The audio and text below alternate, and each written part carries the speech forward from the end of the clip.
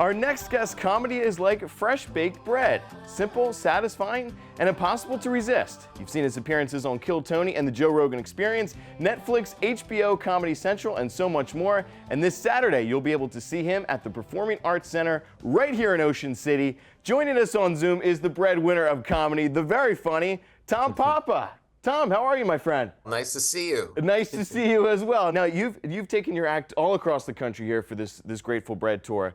Have you noticed any types of jokes that maybe hit different? Maybe, you're on the West Coast or on the East Coast? Everybody's pretty in sync. When I started my career and you travel around, there might be differences between places, but everybody's on social media and Netflix and all the rest of it.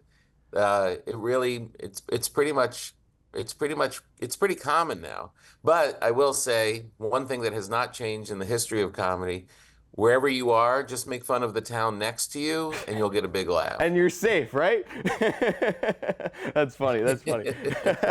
Now, you once said in a podcast, you said, "I don't write jokes, I tell stories." What's a story from your personal life that's never made it on stage? Maybe it was too embarrassing, maybe it was too personal, or maybe it was something that you just didn't think would hit on stage. There's a lot of stuff that is very funny I've been married for 25 years. And there is a lot of stuff that happens in my marriage, that is hilarious. And I know, after doing it for a long time, that there's a line. And Right. if I tell this joke, my wife is going to be very annoyed and it's going to be problematic for my life.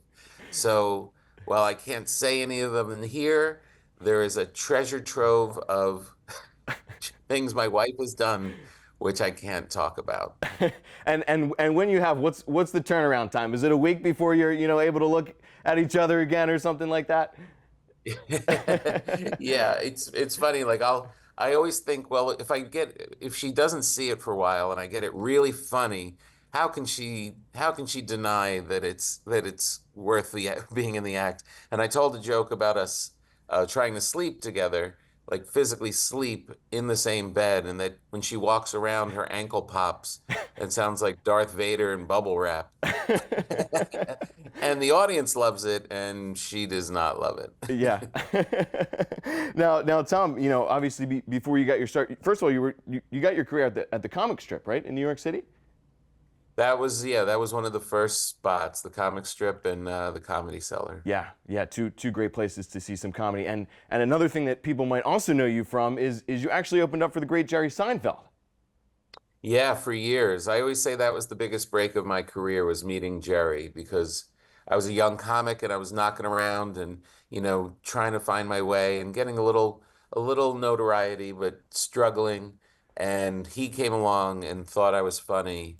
And I just, not only did it prove to everybody that I was funny because I had his stamp of approval, but I learned so much. He loves being a comedian so much, and he really cherishes this job, we're so lucky to be able to be comedians and spend our life just sharing laughter with human beings, that I can't tell you how much I learned from him.